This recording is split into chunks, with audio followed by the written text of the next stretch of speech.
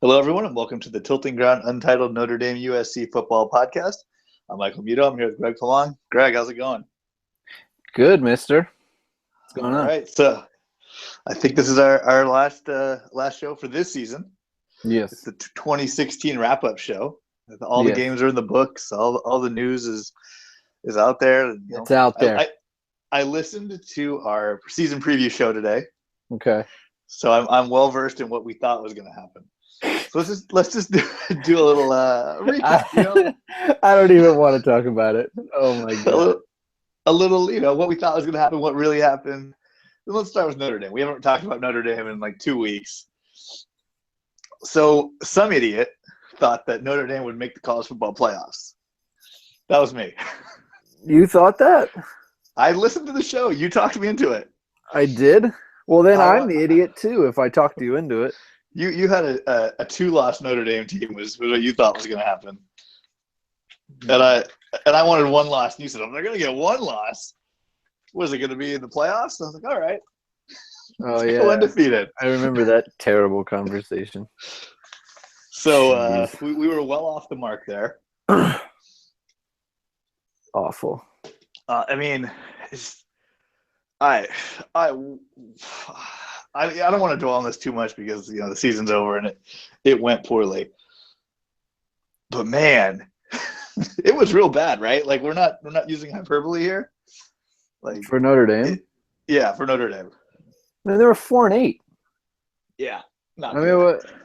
It's like the second worst record in like the last 30 years. Like what? It's terrible. Like it's awful. Yeah, there's no hyperbole. It was really bad. I think that it's like it's kind of a deceptive 4-8, I guess, because like when you're bad, you're usually losing like a bunch of games, like a bunch of games like the USC game, where it's like you're kind of in it, but then kind of not, and you lose by whatever it is, 2 touchdowns or something. But it's like that was the only game this year where I thought there's no chance they're gonna win. They lost in overtime to Texas. They lost by 8 to Michigan State. They lost by 3 to Duke. They lost by 7 to NC State. They lost by 1 to Navy. And I'm just going off the top of my head. They lost by 3 or 4 to Virginia Tech.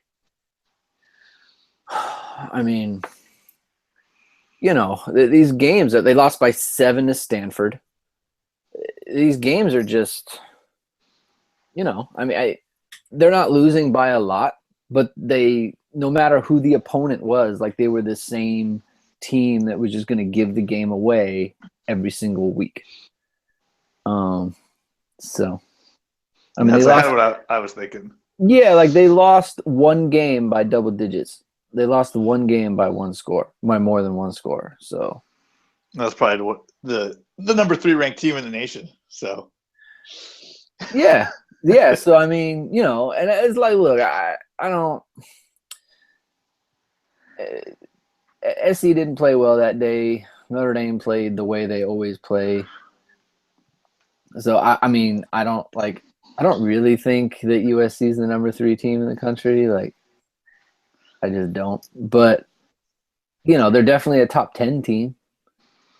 And it's like, why did Notre Dame lose to them? Like, and the thing is like they lost to USC for the same reason they lost to countless other teams, for the same reason they lost to Virginia Tech, for the same reason they lost to Stanford, for the same reason they lost to Texas. Like, you're making mistakes. Like, you're throwing just a pick 6, like just needlessly. Like you're giving up special teams touchdowns. Like you're just doing, like, you're making special teams gaffes. Like that, a lot of these mistakes are not opponent specific. You're doing the same kind of thing every single week. Now, granted, like that doesn't mean that if their special teams are better or if they don't throw a pick 6, then they'll beat USC. That's not what I mean. But right. it's like it's not like Notre Dame can't play with them. Like they can, of course they can. So I feel like the ability for Notre Dame to bounce back from 4-8 to a 9-win season isn't that out of the realm of possibility. Now, Seems very granted, doable. yeah, but the difference between 9-3 and 11-1, I feel like that gap is pretty big. It's like golf. The difference between shooting a 95 and an 85 or an 80 or something like that, that can happen, right? I can shoot 95. So speak for yourself, but Well, I can shoot 95 for people who golf. You understand. I can shoot 95 one week and the next week shoot 80. I can. I just need a couple of different things to happen, really. But I can't shoot 80 and then shoot 75.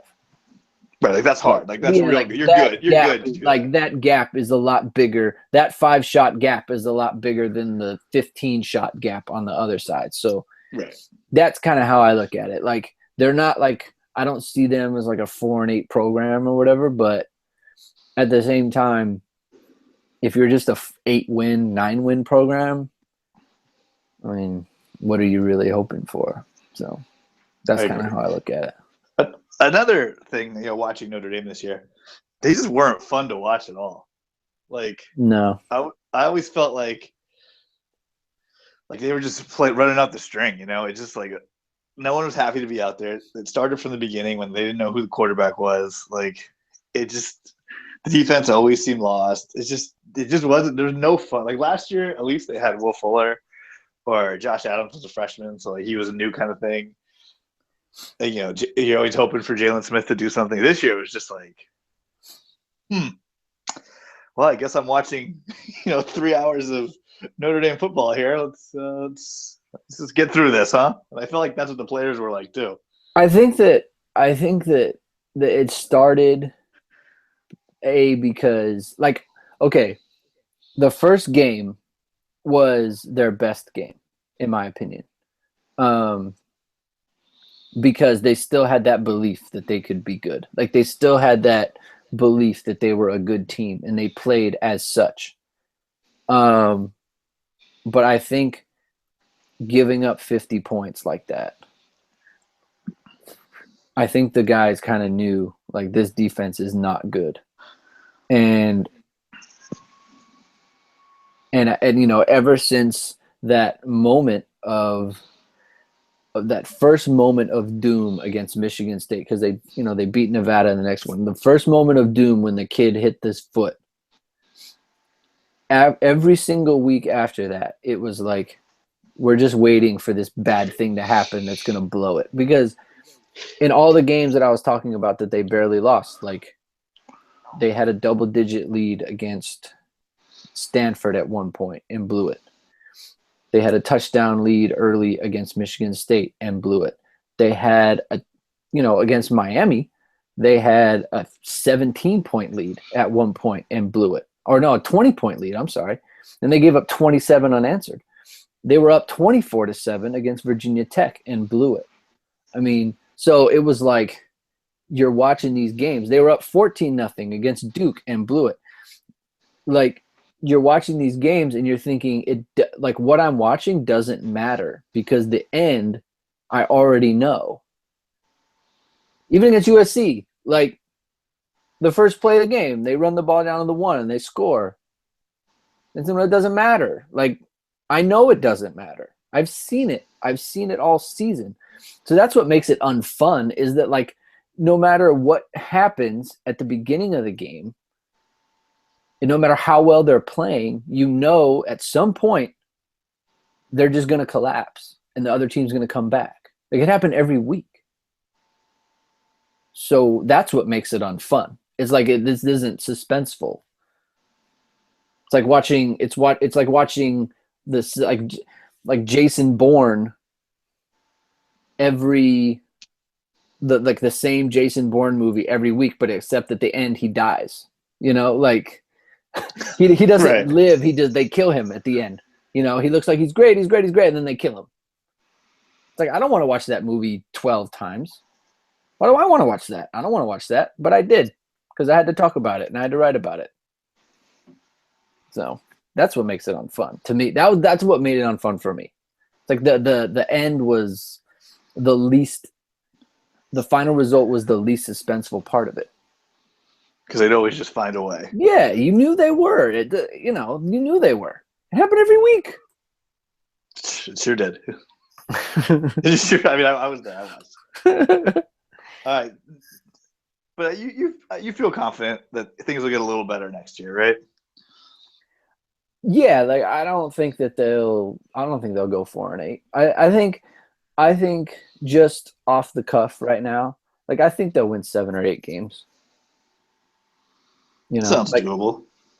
Of course it's doable. Like, look, that's what Brian Kelly's done his entire time in Notre Dame. He's won 8 games. He's won 8, 12, 9, what was it? 8, 10, and then 4. So it's like he's averaging probably like 8 point something wins a year. So there you go. Probably what they'll do at the minimum. All right, that's a good recap of what happened in Notre Dame. Let's go to the other side of this podcast here and talk about the USC Trojans and just give a little bow on their season. Okay. And you talked me into a Notre Dame college football playoff berth. However, you did say something else on the season preview podcast that was just Nostradamus-esque. You gave a pretty sizable prediction that the USC Trojans would lose, lose the first game, win the second, lose the third. Then Sam Darnold would become the quarterback and be the savior of the Trojans. I mean, I listened today. You said it. You laid it all out. You said they're throwing Max Brown to the Wolves. They'll put Darnold in. He'll have no pressure. He'll shine because allegedly he's such a good player. And that's what happened. I mean, I don't think anyone thought they'd win, the slate after the Utah game. I did not expect them to run the table, no.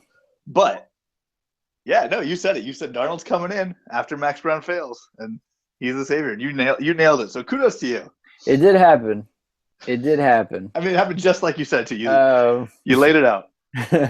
I mean, it's like it's not, it's not a novel thing. It's not the first time. And this happens a lot. So I got lucky. I mean, obviously, I was 50-50. I would rather I was right about my team. So it's like I don't want to take too much credit. Like I said, my team was winning 11 games or whatever it was. So, but they could have stuck with Max Brown. Sam Darnold could have come in. He could have been terrible. You know, he could have. He totally could have.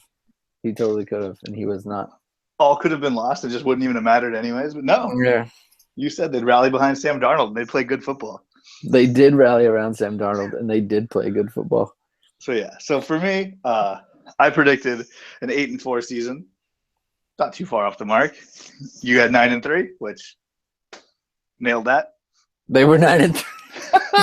It's so funny. Well, wait a minute though. Like if we don't count bowl games. Right, but at the same time, if I said that Max Brown was going to lose like one of the first or two of the first 3, and then he would come in, it's exactly what happened. And he would run the table. Like I didn't think. Like looking back, I can't imagine I would have thought he'd run the table. I think in predicting 9-3. You weren't as scared of Stanford as someone else in this podcast was, and then you just assumed the Notre Dame loss. I think is the advantage you had. Oh, okay. All right. But yeah. So I think you thought the Washington loss, and then wins against Stanford and Notre Dame. Well, yeah, we didn't know what Washington was. Like, right. I probably thought Oregon was going to be a lot better, and they were trash. I actually forgot USC played Oregon when I was trying to do the schedule in my head this morning. Oh yeah, I was like, wait, did they? it was a Who very did- forgettable game. Like it was. Who did they? Yeah, who did they miss in the North? I was like, think I was watching. everything that Oregon did this year is just eminently forgettable. Like I have no Yeah. idea. Nothing. Yeah, it's a lost season for the Oregon Ducks. Yeah. Good for the Trojans though. So I mean, back to the Trojans. I'm very happy with the way things broke at the end. It's I'd be an idiot to be like, hey, things could have gone better. They ended up number 3 in the AP poll, number 5 in the coaches poll. Like these are the highest rankings USC's had in like 10 years. So that's great. Clay Helton won the first year head coach of the year award. Didn't know that was an award, but he won it. So it was a fine season. Sam Darnold was the hype everyone thought he'd be. He lived up to it. I'm happy about that. It's nice to have a quarterback. So no complaints here, man. No complaints at all.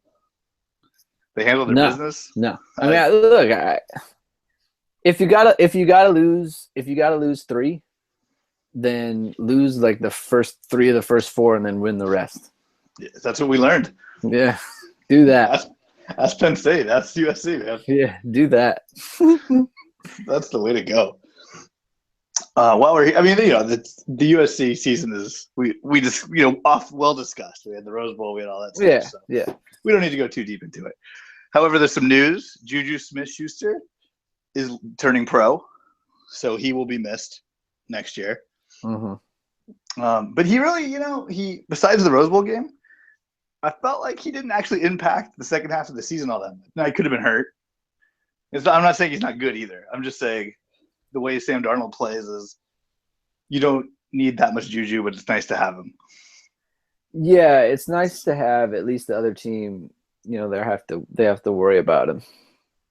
But now, I do think that Sam Darnold, Deontay Burnett is like a real thing. Like those guys are tuned into each other, so it's not nothing. I'll tell you that. Yeah, like I think that that year, I like to think to myself that freshman year on the practice squad, just got those two guys in sync, and that he always finds him. Like that's the guy he always finds. Yeah. So I think they can make up for the loss of Juju. All the freshman receivers will be sophomores now. So whatever. Best of luck to Juju Smith. Yeah.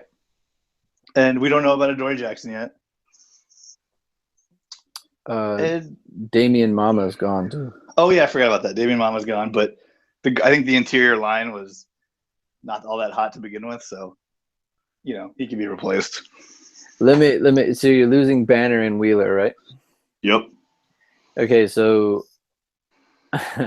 Notre Dame had to replace 3 linemen last year, and I was of your opinion as well. Like, but the one guy, he wasn't that good, and the other guy was a center, so losing the tackle, that's not great, but we have a good. I think it kind of matters. And I'm not gonna say they're gonna be terrible, but it kind of matters. You're right. I know. I'm trying to be an optimist. That's like lessons learned from 2016. Well, the real problem for USC is the backups aren't even around anymore. It'll be all new guys. Yeah. For half the offensive line. Yeah. So not great. I had one more piece of USC interesting news. I don't know. I don't remember. Okay. I do have a question for you before we get to our wrap up here that we have in store, since you noticed we went short on both our teams. The national title game was last night. It was. And it was a raucous event. It went it was a phenomenal finish. Do you think this relates to the podcast? Do you think it was better than USC Texas? USC Texas? Yeah, that national title game. Was Alabama Clemson the best national title game ever, or was USC Texas the best national title game ever?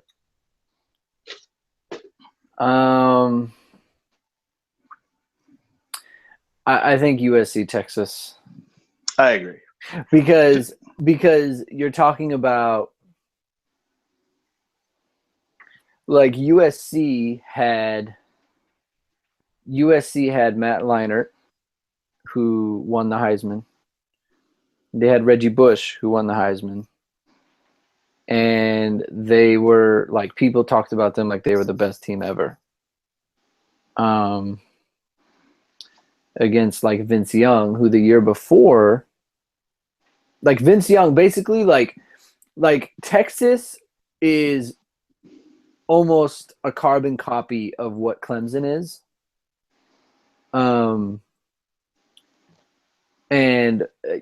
USC is just like in place of Alabama, like the best team of all time. Like Alabama, like Right. Alabama's like their defense was historically great, I think, but like their quarterback couldn't complete a pass. Like you don't know who those guys are. Like you're not remembering the Alabama team. Yeah, like in it's what 2005, 2000, like so 2016. Like in 11 years, like we won't know who played, receiver Like, for Alabama, or we don't know who the quarterback. Like we won't remember that stuff, but it's like everyone remembers. Oh yeah, Matt Leinart, Reggie Bush, Lendale White, and Dwayne Jarrett. Like everyone remembers that. And Vince Young on the other side. Yeah, Vince Young on the other side. So star power. I agree. I think the star power was brighter in that Rose Bowl. Plus, it was like back to back for them too, and I think I don't know. It was just the aura around you that particular USC team. Like this year, the aura was just around Alabama and their program. Like that USC team is just, I mean, the stuff of legends. Now we might be biased because, like we lived in Southern California, so we were very like everything about USC we knew. It was talked about all the time. I feel like Reggie Bush and Matt Leinart are still pretty famous. Yeah. I mean, it's hard because it gets diminished because they were both like not really good pros. Same with Vince Young. Right. Exactly. So, I mean, I don't know. Maybe like if Deshaun Watson goes on to be something like the thing is though on Alabama, like I can't even remember. Like I can't even think of someone on their team who would just blow up. No. So like some D lineman, like not gonna remember that. No. Some inside linebacker that plays 12 seasons, a couple Pro Bowls. Like, yeah, and maybe Bo Scarborough has a good little career, but running backs, Yeah, running backs. Yeah. Ask Eddie Lacy about that. All right, let's get to why we came here. It's the end. It's the season wrap up. We have awards. We did this last year.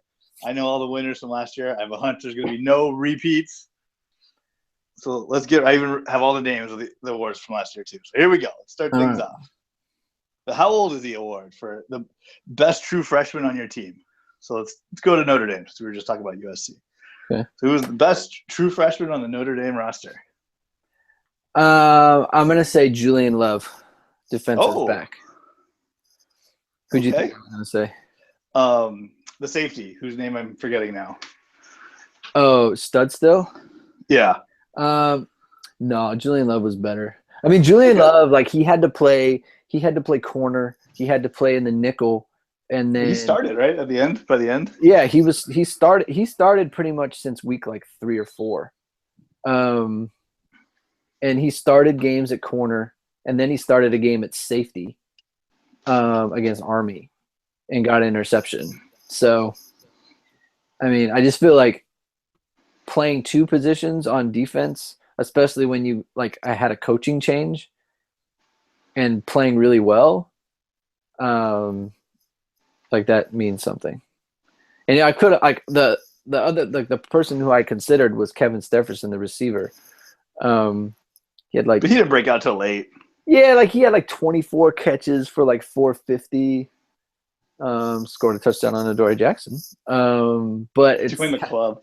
Yeah. It was one of 7. It was just, I don't know. It was less meaningful to me, I guess. Yeah, I agree. All right. For USC, this was a tough one because not a lot of freshmen got a lot of playing time. We will not count Sam Darnold as a true freshman. It's his red shirt. Okay. So I just had to give it to Jack Jones because he played in the Rose Bowl. So he did not play that well. He was almost the GOAT. Not the point. He was out there. It was him or Michael Pittman. It was one of those 2 guys. Michael Pittman had a bunch of stupid special teams penalties. He totally did. So I didn't want to give it to him just because like those made me mad. Though he did have a pretty good touchdown catch one game.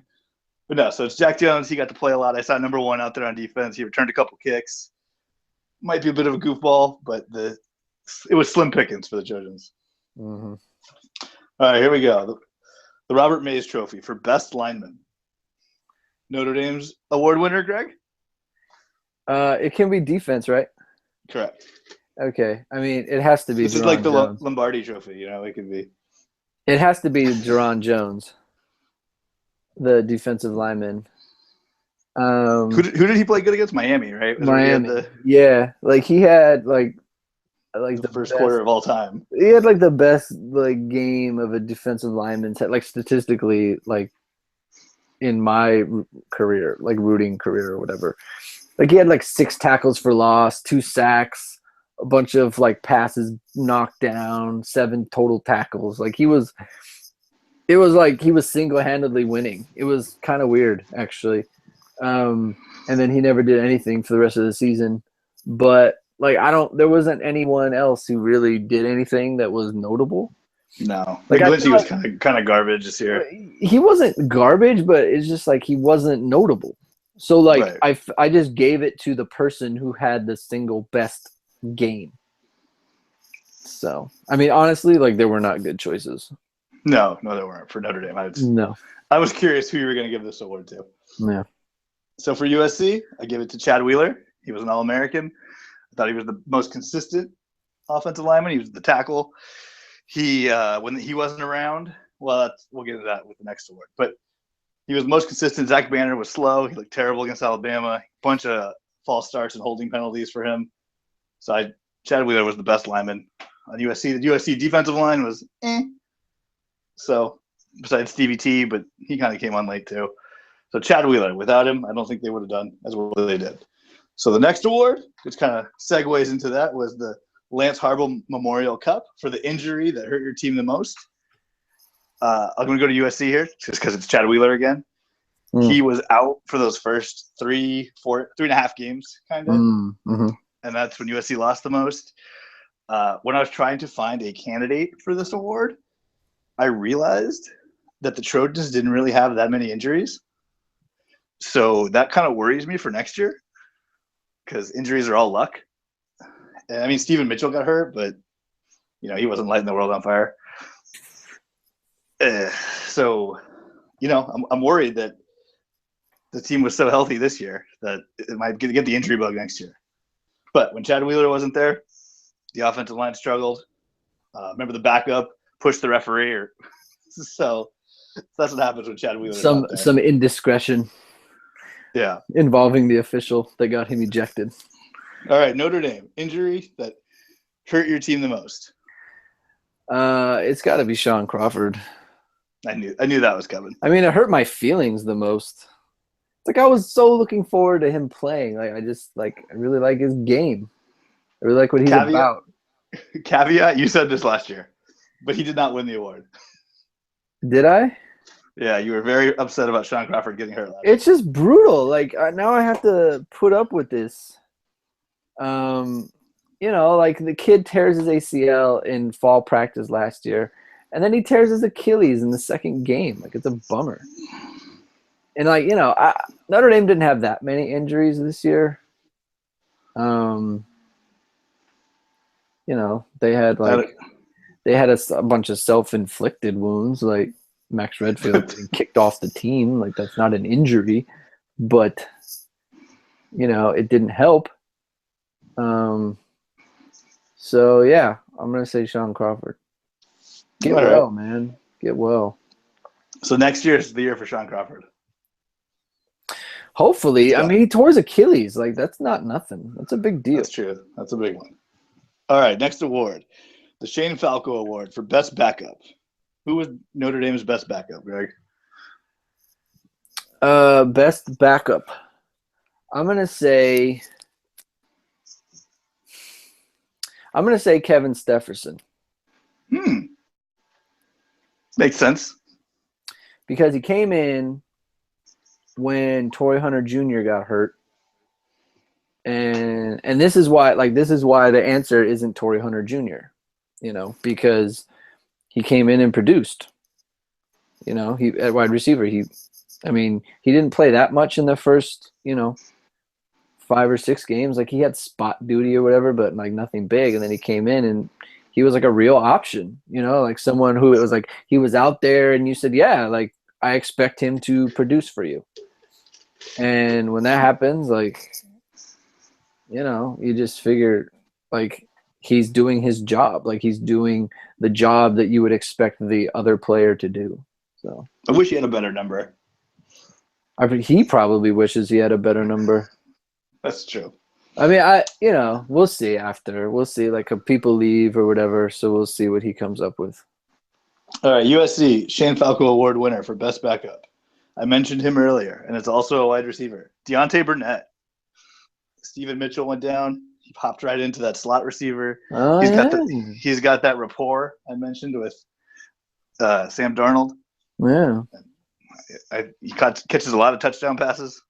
So, I mean, I can't think of a better backup than him. Team was a little thin. There weren't a lot of backups anyways.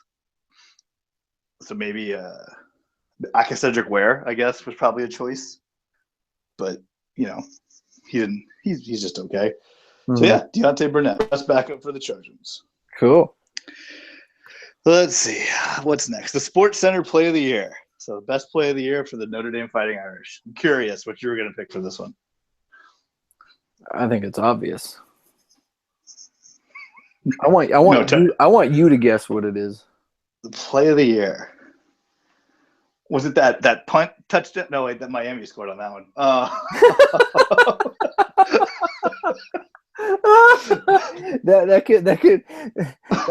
That's gonna be another award later. Play of the year, huh? I'm gonna guess it's a reboot of last year's Play of the Year, which was Will Fuller running by Adoree Jackson, and this one's gonna be Kevin Stepherson running by Adoree Jackson. No, because that was nuts. I mean, it's like they were down by like whatever points. Like I don't care about that. Adoree Jackson's like guessing on a play because he doesn't care because the game's over. Like I don't.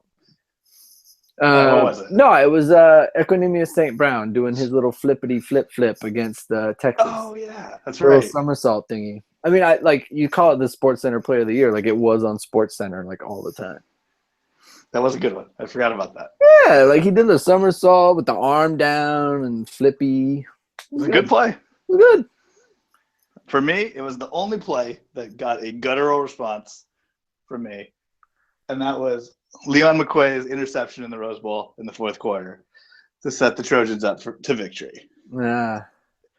I think I jumped a little off the couch. So I let out that scream because I was so excited. So that is, without that play, who knows if the Trojans win the Rose Bowl or not. So my Sports Center Play of the Year was the interception in the fourth quarter of the Rose Bowl. Adoree Jackson had many highlights that, his game against Notre Dame could have been the Sports Center Play of the Year, but I think the interception had so much more value to the team. Mm-hmm. And I had that response that I remember. Yeah, so, that's always good. Yeah. All right, the Andy Reid honors. Biggest coaching gaffe of the year. Greg?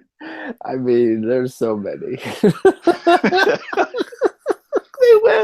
I mean, like, I was thinking about this today.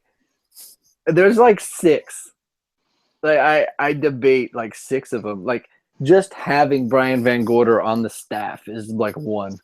That actually was last year's winner. It was Brian Van Gorder, just him being the defensive coordinator. Yeah, like it remains true. Like it.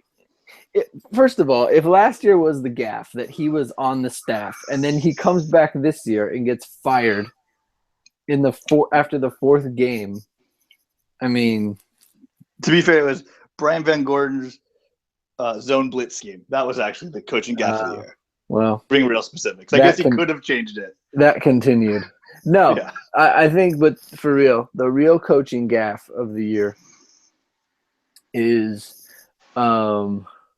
dropping back to pass like 38 times in a literal hurricane. Not figurative. It was a hurricane It had a name, and it was Matthew. It was Hurricane Matthew that they dropped back and threw the ball 38 times in. I'd like to congratulate That's Brian still so Kelly crazy. and the offensive staff for those decisions. And you would never guess, but they did not score a touchdown in that game. I mean, throwing the ball 38 times in a hurricane, no big deal. It went about as well as you would expect. Totally. I did forget about that. Never That's a forget. good one. Never forget, Michael. Hurricane Matthew. Yeah. It's living in our hearts. Yeah. For the USC Trojans, it's an obvious one. It's starting Max Brown. I don't care if what you could say that they wouldn't have won the last bunch of games in a row if Sam Darnold started the season. I don't care. I think Sam Darnold is clearly the best quarterback on the roster, so he clearly should be the starting quarterback for the USC Trojans. Just wasting that time with Max Brown does no one any favors. You know how like in politics when something happens and they call like a hearing, and they sit them down and there's like a panel of just like senators and congressmen and they just grill them with questions. Yes, I feel like that has to happen with Clay Helton over Sam and the USC coaching staff. Like, yeah. So what? No, just Clay Helton. Like I just walk me through your logic. Like I want to see the tapes. Like I want to see the practice tape. I want to see like your diagramming. Like I need to see all of it. Like I need to know what went into, because like look, it legitimately could have cost them a playoff berth. Yeah. Because you lose to Bama, and then if you run the table from there, and it's like, look, Sam Darnold started against Utah, and they lost, and that's all well and good.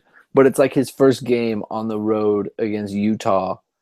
In the rain, I think. In the rain, yeah, like trash. Like you telling me like he wouldn't have maybe not turned the ball over like 5 times or whatever it was if he had started against Utah State and then Stanford?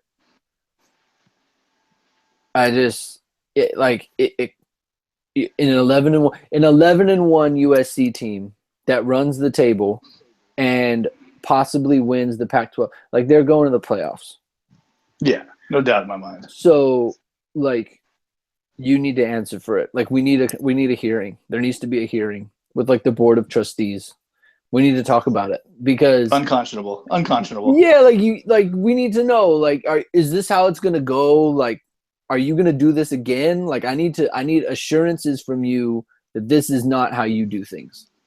The real concern is when Matt Fink gets hot in summer, maybe there's an open quarterback competition because he blew it last time.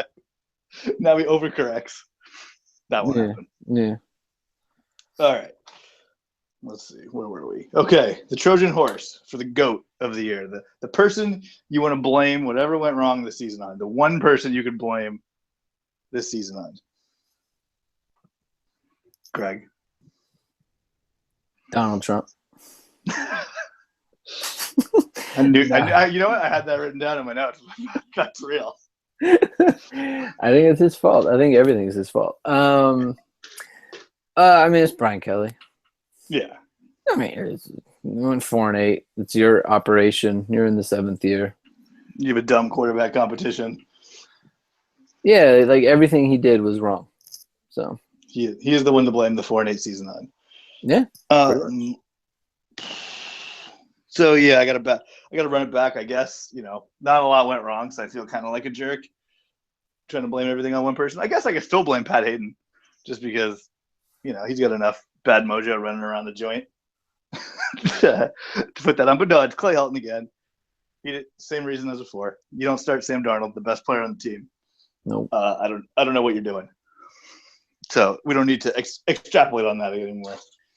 I have a question for you. Sure. For you. I meant to ask you in the last pod, but I forgot. And me and Tim had a conversation about this too. What do you think USC's record is if Sam Darnold never plays? 8-4. Okay. So I stick by my preseason So you prediction. think that he was good enough to he would have started 1-3 against, let's say, Utah. He might have beat Utah. I mean, Max Brown? yeah. Okay. I mean, there's no reason to think he couldn't. Like, it was a close game. Okay, well here's the thing. Well, okay. I mean, I'm just saying he could have beat Utah, but then still, I had penciled that in as a loss in my head. Okay, so So we'll just call it you lose to Washington. What do you get? That's 4. Yeah, there you go. what And Notre Dame turned into a garbage team, so like that's a win now. this is what I don't get though, Mike. Maybe you don't win against Colorado. I don't know. Like you say 8-4. Well, they finished 9-3. Like, you think he was one game worse than Sam Darnold? Yeah, That's it? that's it. A 2 at the maximum. The Pac-12 wasn't that good, man. No, I get it. I like mean, USC's good. They have a bunch of good players. Max Brown's I don't think he's that bad. that's true, but like He got the raw end of the stick. they scored 10 points against Stanford. Yeah, they did, but they were in that game for most of it. They were in the game because Stanford's not that good. Stanford's the number 13th ranked team in the nation. Eh. Hey, this is what the polls say. Don't get Look, mad at me. Notre Dame played them, all right? I know what Stanford is. I saw them play. Whatever, that's fine. You can think that. I can. And maybe they put a little more Dory Jackson into the games. Like Justin Davis, Ronald Jones gets good towards the middle of the season, just like he did. Defense starts playing better, like they did. We're doing a lot of supposing. Well, I mean, that's what happened. It's just right, but that's what happened when they got a really good quarterback. True. So okay. I mean, I'm trying to think. Like Colorado is probably they lose to Washington, they lose to Colorado. I mean, really, they probably should have lost to Colorado anyway. They just shot themselves in the foot. Yeah. Okay, that's fine. We can move on. I was just curious. Okay. Yeah, no, I don't think it's all that different. Okay. I mean, maybe they just lose all faith in each other, and everyone's wondering what. That's what I'm thinking. That might have happened because I think Sam Darnold gives hope. Yeah, I mean, he bailed all those coaches out. I mean, that is really what happened. Is everyone started to believe the second he started playing? Because people were fighting. Yeah, Juju Smith was walking out of practice. Yeah. All right, here we go. Almost to the big ones. The last small one, the Matt Saracen Award for player who needs to improve the most over the offseason for Notre Dame. You can only pick one. Oh, man. I can only pick one. All right. It's got to be someone on the defensive line. I can't think of like a single person, I guess. I would say probably like I don't even want to say because like I'm thinking Jerry Tillery, but like I don't even want to say him. Like I just don't even think of him. Like I want to say like Dalen Hayes because like he has to be like a really good player. Like he has to elevate that team because I just don't think the defensive line has a lot of talent and. We saw it in college football in the playoffs. Like, if you don't have a good defensive line, like, what are you really even hoping for? So, I think I want to say Dalen Hayes. Like, they need their defensive line to be good. And they need someone who can come off the edge and rush the passer. And they don't have that. Or they didn't have it last year. So, hopefully, he's the guy to do it. I have a similar, the Trojan offensive line needs to improve over the summer. I don't know who that guy is going to be. So whoever they pop out at tackle, like I don't have a name for you because they haven't picked it yet. But whoever's starting at tackle for the Trojans needs to get better. Or whatever returning starters, if it's Toa Lobodon or the other guard who's left, whose name escapes me right now. Like whoever's still there, they need to get better because they're going to have a lot of the load to carry. And I could have said D line too because they're still really thin, but Mm-hmm. I think O line's more important because Yeah. that's kind of important to have blockers. You need them for things. So the USC O line. All right, here we go. The big ones. The big three. The Alvin Mack Trophy for Defensive Player of the Year. To the Notre Dame Fighting Irish. Who gets it? James Anualu. Huh. Yep. Yep. I mean, look at he was their best player over the course of the 12 games. He finished with more tackles for loss than Jalen Smith did last year. He led the team in sacks. Yeah. I mean, and granted, it was only 4, but he led the team in He sacks. still led the team in sacks. Yeah, so, I mean, I just felt like over the course of 12 games, he was their best player. I thought it might be Niles Morgan.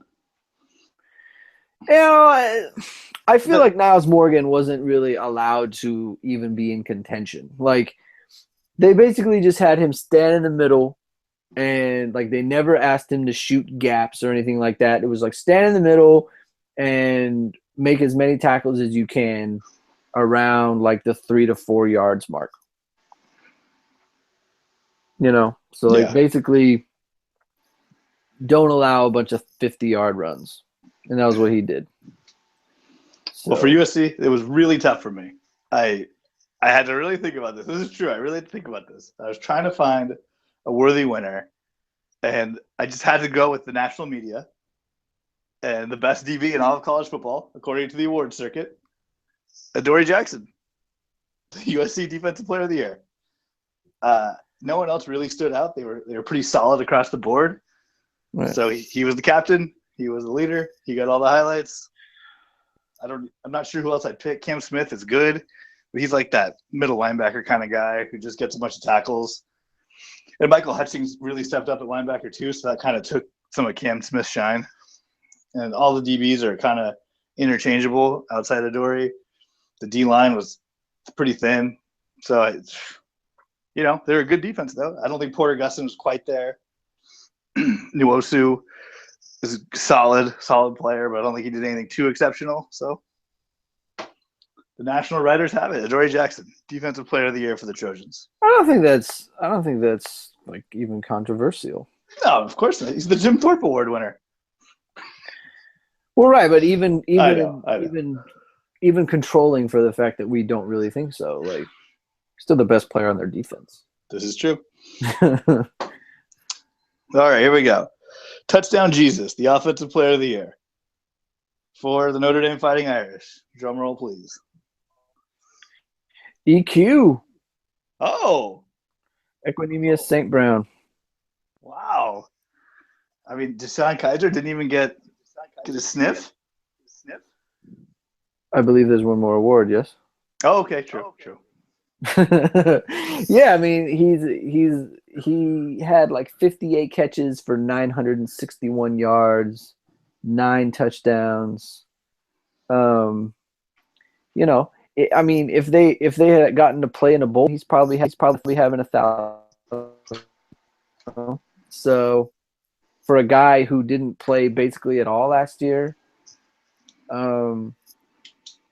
offensively, I mean, he was their second. I think he was their second best offensive player.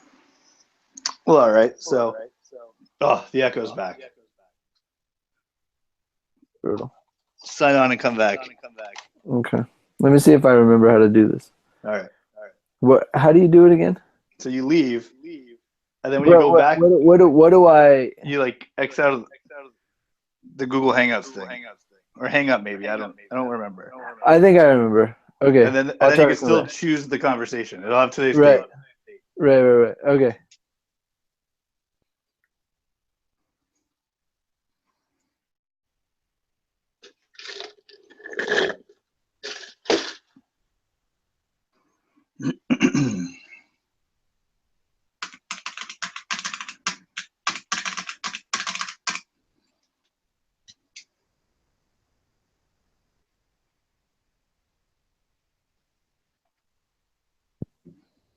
Okay. All right. Yeah. Okay, we're good to go. Good. All right, here we go. So, we're USC Offensive Player of the Year. Okay, Yeah. Here we go. All right, the USC Offensive Player of the Year. I'm not as nice as Greg. I'm not going to split my awards between guys. USC Offensive Player of the Year is Sam Darnold. The offense was not going all that great until he became the quarterback. Everything changed. He had a phenomenal Rose Bowl just to show how good he really was. That fourth quarter was fantastic. Sam Darnold, USC Offensive Player of the Year. Now the big one, the Paul Crew Trophy for MVP. What do you mean you're not splitting? You're not splitting awards. What are you talking about? Well, who's the MVP for Notre Dame? DeShone Kizer. Yeah, see, so he was not the offensive player. That was Economia St. Brown. Right, but why would I give him the same award twice? Like, I don't want him to. Okay, all right. You're making better podcasting than me. That's true. Are you going to say Sam Darnold? I am. I'm going to say Sam Darnold. That's not how you do it. That does not happen. There is not one banquet in the world where like everyone has an offensive and an MVP.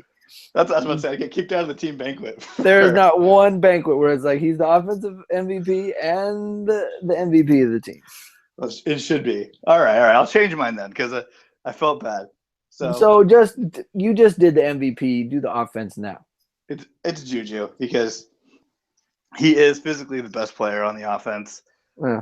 He in the Rose Bowl. He really showed what he can do. He has some great catches. He can get open. A little surly sometimes. He disappeared a little bit in the middle of the season. He gets banged up a lot, but this is more of a lifetime achievement award too. I think for him. Okay. I think Justin Davis was an honorable mention. Ronald Jones was honorable mention. Chad Wheeler, but he already got an award, so it could be spread out. But Juju Smith was the best receiver on the team. Speaks for himself. Everyone knows who he is. He's going pro. Offensive Player of the Year by Greg's rules. Juju Smith-Schuster. Yes. The Trojan MVP was Sam Darnold. We already talked about him. So now, the Notre Dame MVP. DeShone Kizer. Okay. Tell me all about him, Greg. There's nothing to tell. He was the best player on their team. Like, what do you want me to say? He was the best player on their team. He's going to get best player on a 4-win team. Yeah, like, I don't know. It's not. He didn't have a great year. There's nothing to tell. He's going pro. He's going pro. He's got that going for him. He's going pro, and he. And Deshaun Watson just ruined everything. Basically, like what Deshaun Watson did last night. DeShone Kizer did none of that, and he had the opportunity to do that in almost 7 of the 8 losses, and he did not. So and this is the MVP of the team.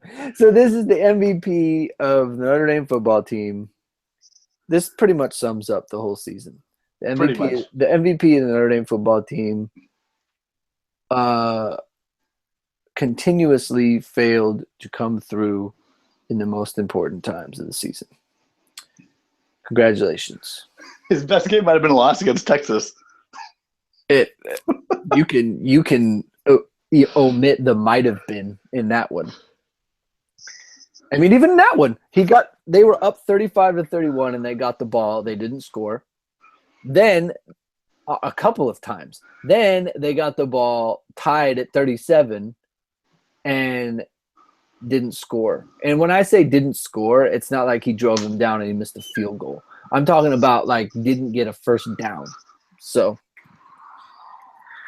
yeah, that was the whole season right there. Just in one whole thing. If anyone wants a history of the Notre Dame 2016 football team, just watch the Texas game. Because that movie played out 7 more times. It really did. Mm. Well, before we go, I have a prediction. I was thinking about it today when I was listening to the season preview. Okay. I think this isn't controversial for one team, but it might be a little controversial for the other. I think one of the 2 teams that we talk about on this podcast will be in the college football playoff next year. And I think they both have a shot. I just have a hunch. I have a hunch about Notre Dame, and then USC is supposed to be good. So I'm going to leave everyone with that on our 2016-17 season wrap up. I'll be happy with a bowl game. I'm telling you, man, I got a hunch that I'll be happy with that. I'll be happy that the team that, like, we can talk about both teams playing in games in December. That's what that matter. Yeah. No, just a game. Like, I don't even need a game that matters. Just give me a game to talk about. We got real quiet on Notre Dame for a while. For the last month, I'm talking about like coaching changes. I just had I got a feeling, Greg. All right. It just came to me today that one of our teams is going to make the college football playoff, and I'm not just saying that because USC is ranked third. I can make no such predictions. Just coincidentally, I think it's going to happen. All right. So that's where I'm leaving us. Everybody, follow us on iTunes. The next podcast, we're not sure. Recruiting for sure.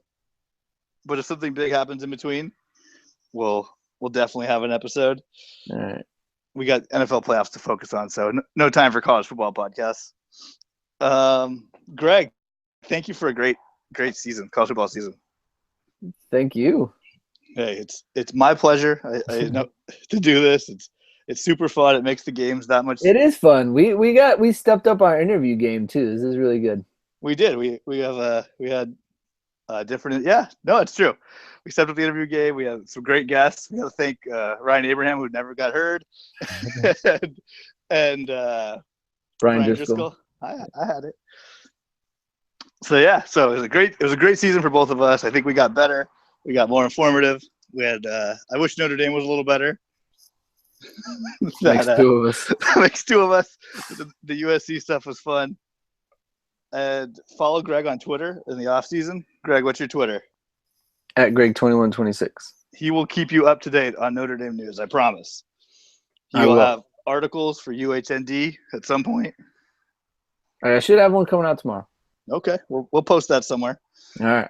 Follow us on Twitter because you'll get the latest podcast. Follow us on iTunes so you get updates.